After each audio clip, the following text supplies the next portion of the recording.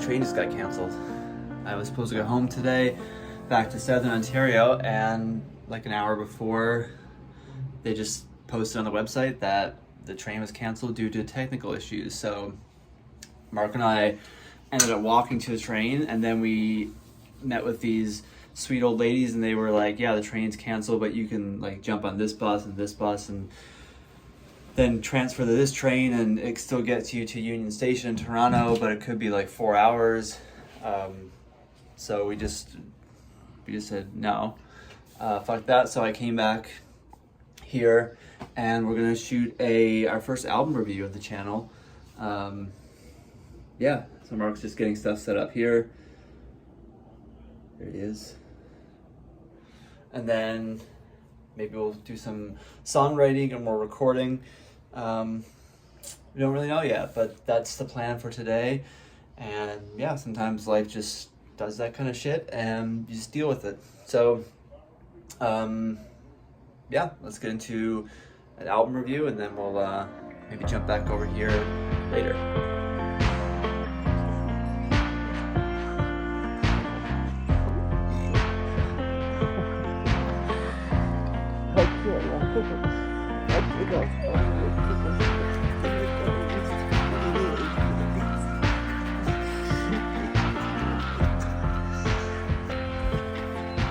Coffee's done. So we just got off a really cool call, really inspiring call with our friend Sawyer. And we recorded most of it, actually. We thought about recording it halfway through, or maybe like quarter way through, and we were like, this is really good stuff that we're talking about, and it was an amazing call. So we'll share some of that call after this clip, and then maybe we'll talk a little bit more in depth about some of the stuff we talked about in the call, or some of the clips that we put in. But it was funny, Mark and I were just saying, like, all of us wanted to like almost interrupt each other the whole time, and usually all three of us, like us and Sawyer, are really good listeners. But I think that it just shows like the passion that we all have for this, and the importance that we think it holds. Because yeah, everyone, you could just tell the whole call, all of us were like, oh, I have something to say about this point, I have something to say about this point, or like, oh, I can't wait till you're, taking in the information, still listening, but like being like, oh, I know exactly like what this triggered in my brain.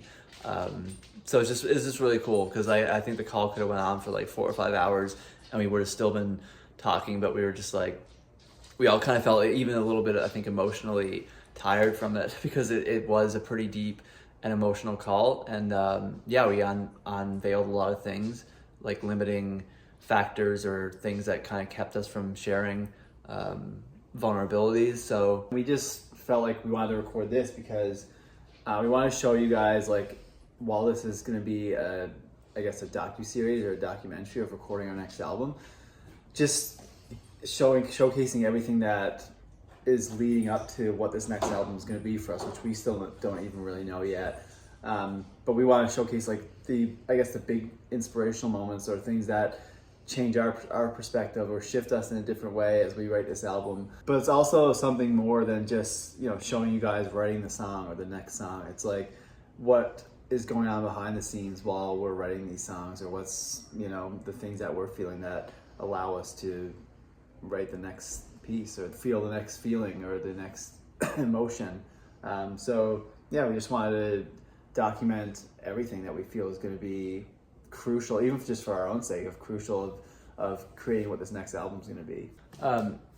Yeah, I guess one last thought is like, we feel like if, we're telling our friend like Sawyer, if we're like, oh, this is so important to show like vulnerability and land on your truest self in an album, and then we feel like we're too afraid to share the creative process because it's not perfected, or it's not like polished enough, or that's kind of hypocritical too. So it's like, we wanted to really lean into this, and we were like, yeah, this is kind of the reason we're making this little series, is for ourselves, but also just to push ourselves outside of that zone of comfort of like, everything needs to be polished and perfected before we share it. So this is kind of what this is about. We have no script, we have nothing when we film. We just want to talk and share how we're feeling, and yeah, we hope it helps you, but also it's going to help us a lot with our writing process too. So anyway, we'll share some of the clips from this thing.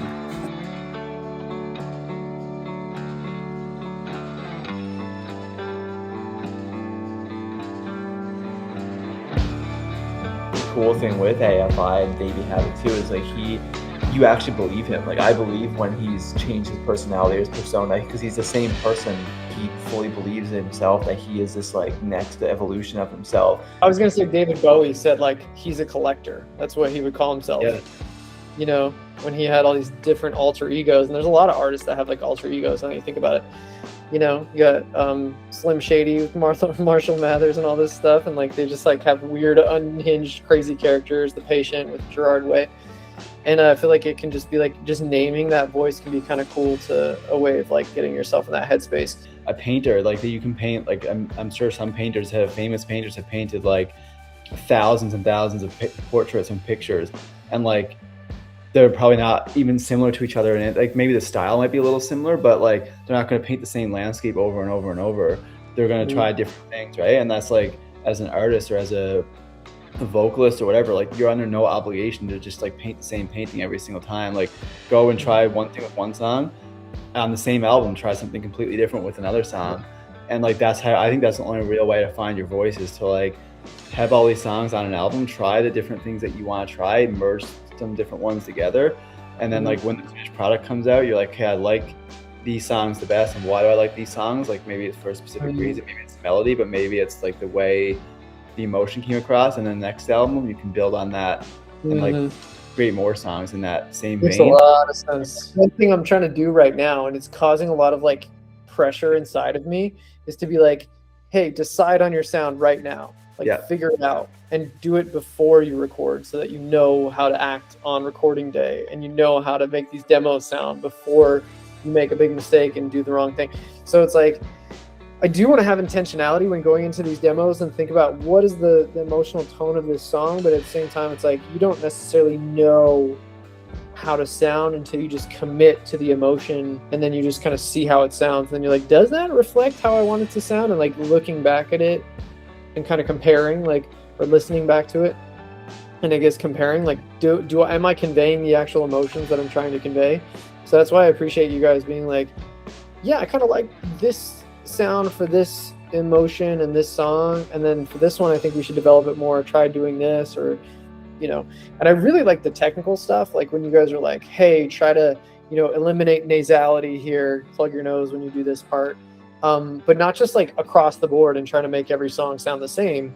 Being like, like Mia was talking to me, and she was like saying, like Gerard Way in My Chemical Romance, his vocalizations, like he's got like an anger to it, but he also enunciates so well that it could be like on Broadway. It could be like musical theater.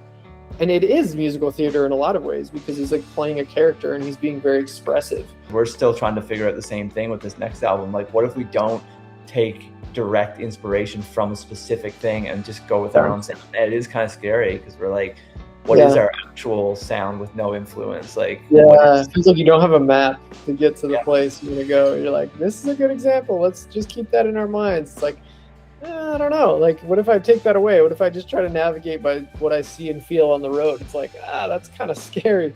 We can obviously still focus on writing more, but I think the best thing now is going to be just to like start and just like work our way through them and see what can be done with them. I think we always have this fear too of like, no one is like us kind of thing, like, oh, no one's going to feel this way or connect with this kind of thing. So if I put too much emotion and show too much of myself, it's like, if I show everything about who I am, no one's going to be able to relate to that. And it's like, that's such a lie that we tell ourselves. What you're talking about makes me feel like I've been trying to express myself in the wrong way my whole life. Like, I've gotten really good at speaking, but it feels like it doesn't hit the same way that when somebody feels like I feel, and I've conveyed emotion in a big way, and then we connect on that level. I feel like that is more like, I feel like I'm doing something right, or I don't know what I'm trying to say right now. I guess that's why music feels like a really important thing in my life right now, because I feel like there's been this, I have emotional hangups about showing emotions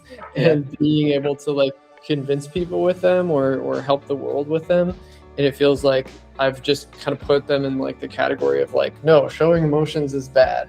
And now being able to like see that there are a lot of artists who have changed the world by leaning into that and like being more emotional and like playing up their emotions and being like, all right, I'm just gonna feel my feelings and put them on the world stage and like see what happens. I think maybe the best thing to do now, like we don't need to pick the songs this second, but maybe like if we go through them and like whichever ones you feel like most attached to right now or most drawn to, pick one or two, and let's just like really hone in on what we can do vocally to make them like, or what avenue we want to take them. That's a great idea.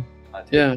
The real big thing I got from this call, and I have to thank you guys for it, is just like I feel like I was getting to in my head about the technical.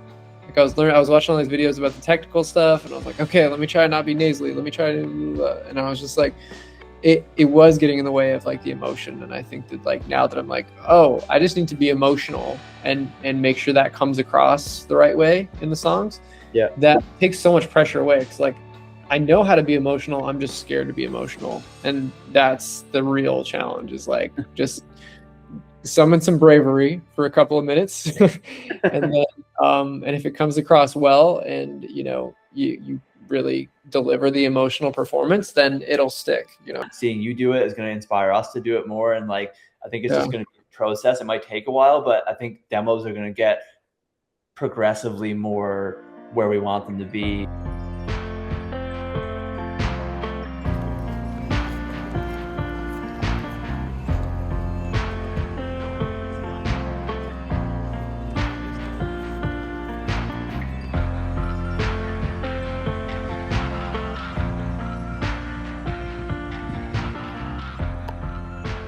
Sky is super cool. It's kind of hard to see. This. Oh, what's that? Is that a raccoon? A skunk. It's a skunk. Nice.